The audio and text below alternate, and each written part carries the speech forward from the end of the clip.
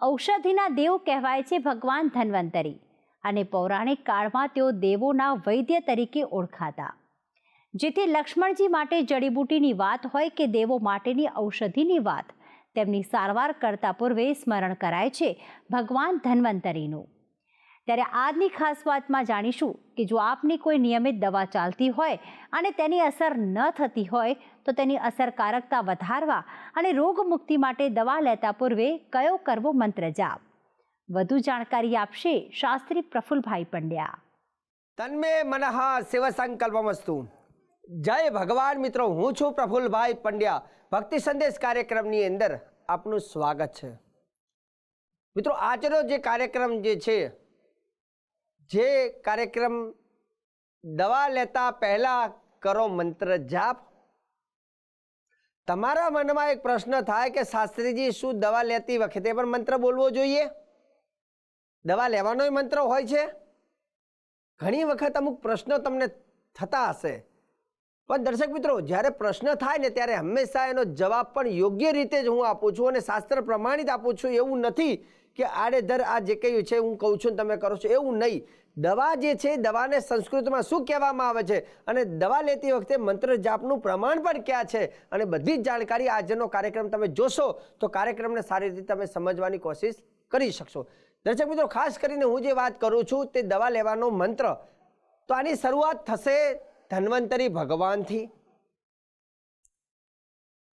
જ્યારે દેવતાઓ અને દાનવ વચ્ચે સમુદ્ર મંથન કરવામાં આવ્યું હતું ત્યારે સમુદ્ર મંથનમાંથી 14 રત્ન ઉત્પન્ન થયા હતા, જેમાં સંસ્કૃતમાં લખ્યું છે કૌસ્તુભ પાર જાત કસુરા ધન્વંતરી ચંદ્રમા. ધન્વંતરી ભગવાનની વાત કરવામાં આવે છે. સમુદ્ર મંથનમાંથી ધન્વંતરી ભગવાન ઉત્પન્ન થયા હતા અને ધન્વંતરી ભગવાને આ મંત્ર વિશેની વાત દેવતાઓને કરી હતી.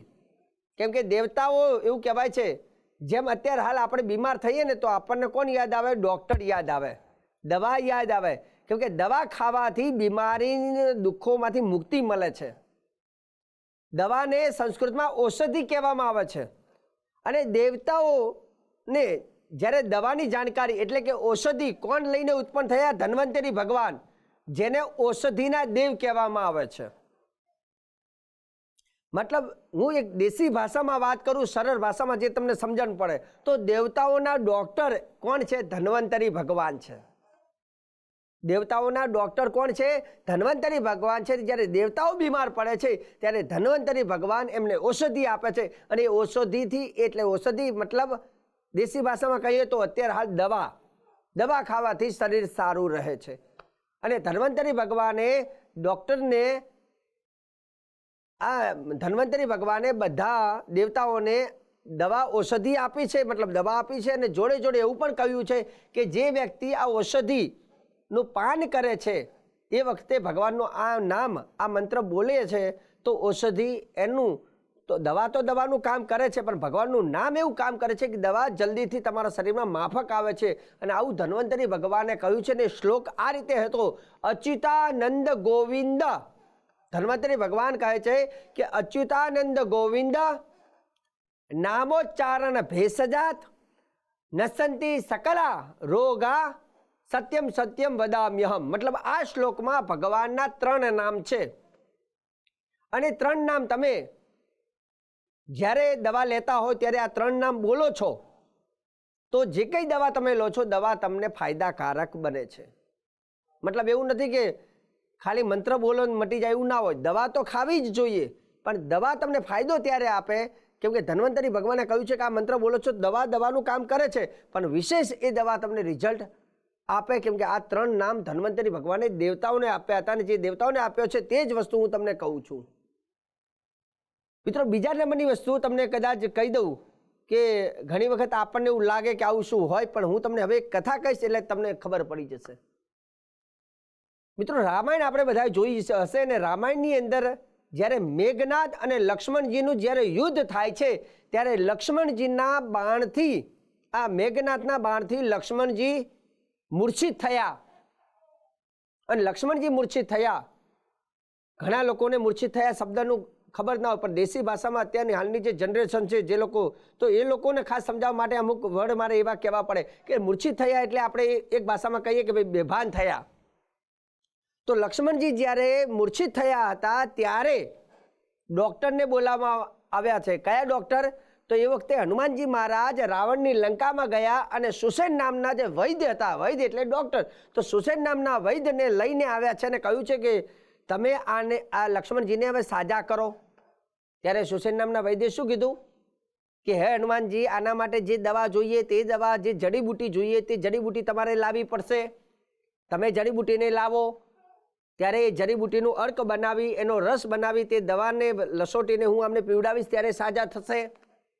ત્યારે હનુમાનજી મહારાજ એ દવા લેવા માટે, મતલબ જડીબુટી લેવા માટે જાય છે. અને જે પર્વત ઉપર ગયા હતા ત્યાં ઘણી બધી જડીબુટી જોઈ, પણ હનુમાનજી મહારાજને ખબર ન પડી કે કઈ જડીબુટી મારે લઈ જવાની છે.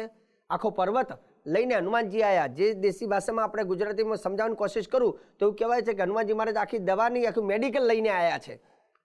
અને તે જડીબુટી લાવ્યા બાદ સુસેન નામના વૈદ્યે જડીબુટીની શોધ કરી, મતલબ જે જરૂર હતી તે જડીબુટી લઈ એને લસોટી અને એનો અર્ક બનાવી, એનો રસ બનાવીને લક્ષ્મણજીને પીવડાવ્યો છે. મતલબ દવા લક્ષ્મણજીને પીવડાવી એટલે લક્ષ્મણજી સાજા થયા. તો દવા તો ખાવી જોઈએ અને દવાને આપણે ઔષધિ કહેવામાં આવે છે. ખાસ કરીને જ્યારે ધનતેરસનો દિવસ હોય ત્યારે જેટલા પણ ડૉક્ટર હોય અથવા હોસ્પિટલ જે કંઈ હોય ત્યાં ધન્વંતરી ભગવાનની પૂજા કરવામાં આવે છે. કેમ કે દવા એ મનુષ્યના આરોગ્ય માટે શ્રેષ્ઠ ગણવામાં આવે છે. બીમારી હોય, બીમારી ચાહે ગમે તેવી હોય, પણ દવા જો સુંદર હોય, શ્રેષ્ઠ હોય ને અસરકારક હોય તો એ દવા બીમારીને નષ્ટ કરી શકે છે. અને આપણે તો દવા કરવાની છે, પણ એમાં ભગવાનનો આપેલો મંત્રને જો તમે બોલો છો, બોલવામાં કંઈ દોષ તો લાગવાનો નથી, બોલવામાં કંઈ તમારું કંઈ સમય પણ વધારે વિશેષ જવાનો નથી, પણ ભગવાનનો આ મંત્ર બોલવાથી એ ઔષધિ, એ દવા ચોક્કસ તમારા શરીરને રોગ મુક્ત બનાવે છે. તો આજે મારે ઉદાહરણ કેમ આપવા પડે? કેમ કે ઉદાહરણ આપીએ ત્યારે લોકોને વાસ્તવિકતા ખબર પડે. નહીં તો લોકો એવું સમજે કે શું આવું હોય, હસીને કાઢી નાખે. પણ હંમેશા શાસ્ત્રની અંદર દવાને ઔષધિ કહેવામાં આવે છે. એટલે દવા આરોગ્ય માટે બહુ જ કલ્યાણકારી જ હોય.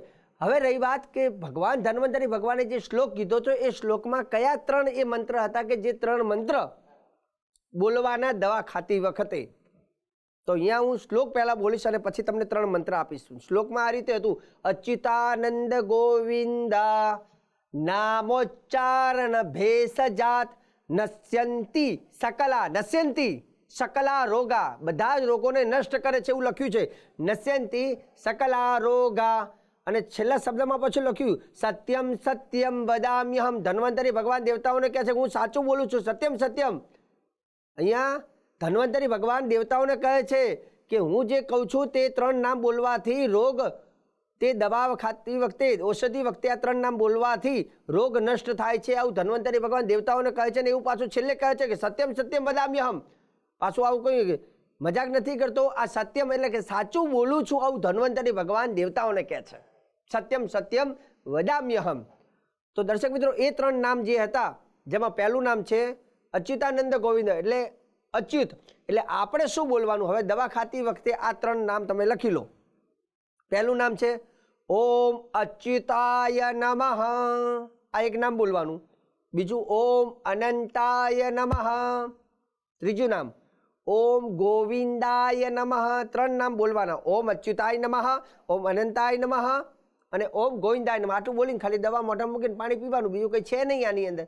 પણ ઉપાયની સાથે, દવાની સાથે ભગવાનનું નામ લઈને જો દવા કરવામાં આવે, ભગવાનનું નામ લેવાથી જો આપણને જલ્દીથી સાજા થતા હોય તો કેમ ન કરવું જોઈએ? અને હંમેશા અત્યારે હાલ જે યુગ ચાલે છે, યુગને સમજાવવા માટે, આજની જનરેશનને સારી રીતે સમજવા માટે જે શાસ્ત્રનું મત છે, જે પ્રમાણ છે, એને આજની ભાષામાં હું સરળતાથી સમજાવવાની કોશિશ કરું છું, જેનાથી આપણા ધર્મ, આપણું વેદ, આપણું પુરાણ, આપણી ઉપનિષદ અને આપણી સંસ્કૃતિને આપણે સારી રીતે જાણી શકીએ અને સમજી શકીએ. તો દર્શક મિત્રો, સરસ મજાનો આજનો નાનકડો કાર્યક્રમ આપણો હતો, જે ભગવાનના 3 મંત્રથી દવા ખાતી વખતે આનું ઉચ્ચારણ કરવું જોઈએ. અને આગળ પણ ભક્તિ સંદેશ કાર્યક્રમમાં આવી જ જાણકારી, શ્રેષ્ઠ જાણકારી, સુંદર જાણકારી હું પ્રફુલ્લ પંડ્યા તમને આપતો રહીશ. પરંતુ કાર્યક્રમ જોવાનું તમે ચૂકતા નહીં. દર્શક મિત્રો, મને આપી દો હવે તમે રજા.